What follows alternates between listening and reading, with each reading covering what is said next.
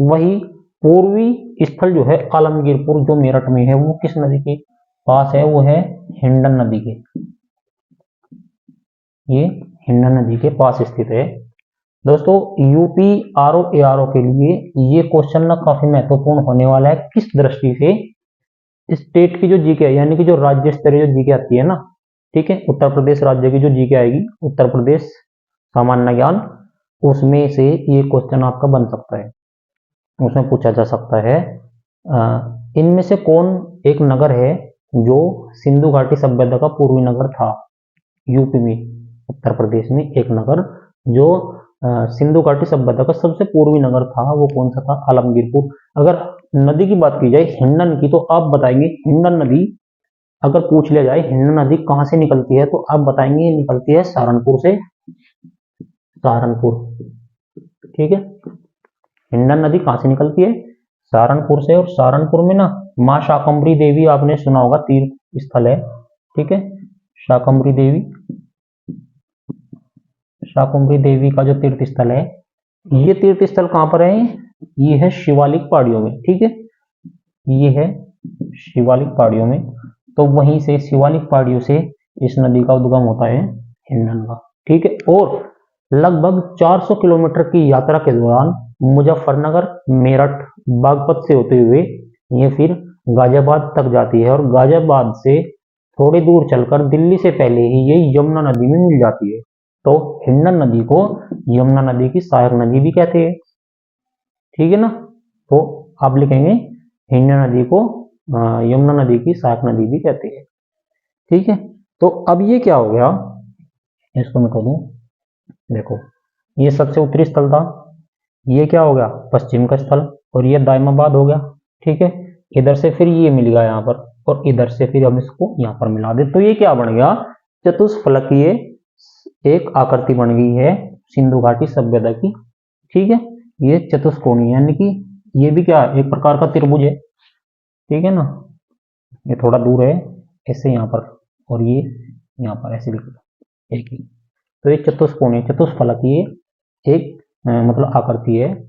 और इसका जो अगर आपसे क्षेत्रफल पूछा जाए, सिंधु घाटी सभ्यता का टोटल जो क्षेत्रफल था वो कितना था दोस्तों, 12.669 लाख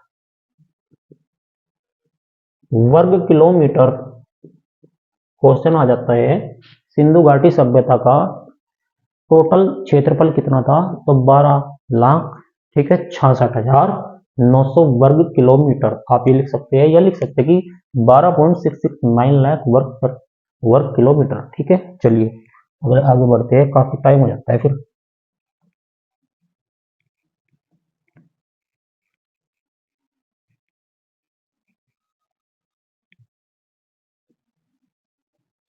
अगला क्वेश्चन है,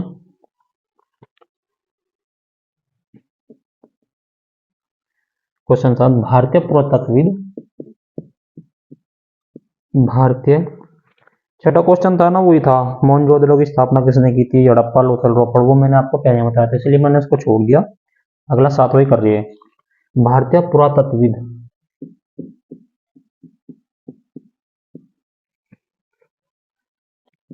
जॉन मार्शल। काफी लंबा क्वेश्चन है लेकिन इंपॉर्टेंट है बहुत ही। जॉन मार्शल कौन थे, भारतीय पुरातत्वविद उस समय। जॉन मार्शल ने सिंधु सभ्यता, सिंधु सभ्यता नामक किस स्थान को विश्व का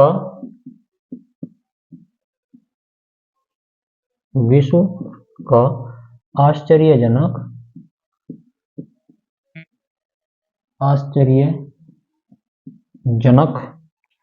निर्माण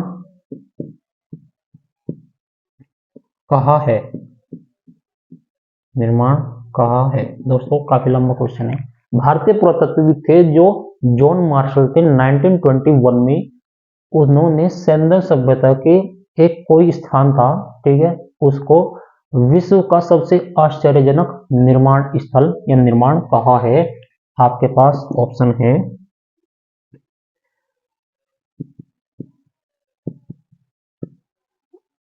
विशाल अन्नागार,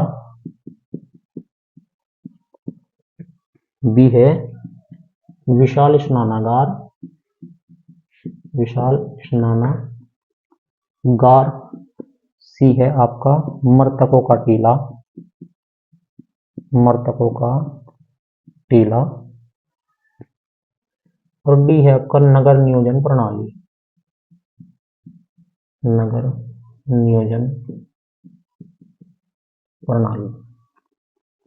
तो बताइए दोस्तों, भारतीय पुरातत्वविद जॉन मार्शल ने सिंधु सभ्यता नामक किस स्थान को विश्व का आश्चर्यजनक विश्व का आश्चर्यजनक निर्माण कहा है? आपके पास ऑप्शन है विशाल अन्नागार, विशाल स्नानागार, मृतकों का टीला, नगर नियोजन प्रणाली। देखिए, विशाल अन्नागार ये कहां पर पाया गया था? क्वेश्चन आता है, क्वेश्चन पूछ लेता है कि विशाल अन्नागार कहां पर पाया गया था। सबसे पहले तो आप क्या लिखेंगे? मोहनजोदड़ो में, मोहनजोदड़ो में। इसकी क्षेत्रफल की बात की जाए तो इसके जो क्षेत्रफल था वो कितना था? 45.71 मीटर। तो ये लंबा था, ठीक है, लंबाई लिख लो इसकी। और अगर चौड़ाई की बात की जाए, चौड़ा था ये 15.23 मीटर, ये चौड़ा था, ठीक है। 45.71 मीटर लंबा, 15.23 मीटर ये चौड़ा था। क्या? विशाल अन्नागार मोहनजोदड़ो में पाया गया था। वही हड़प्पा सभ्यता यानी जो हड़प्पा नगर था, हड़प्पा में जो उसके दुर्ग थे, हड़प्पा का एक दुर्ग था, विशाल दुर्ग था वो थी, उसमें 6 अन्नागार पाए गए थे इसी प्रकार के, जिसकी लंबाई 15.23 मीटर लंबा और 6.09 मीटर वो चौड़ा था।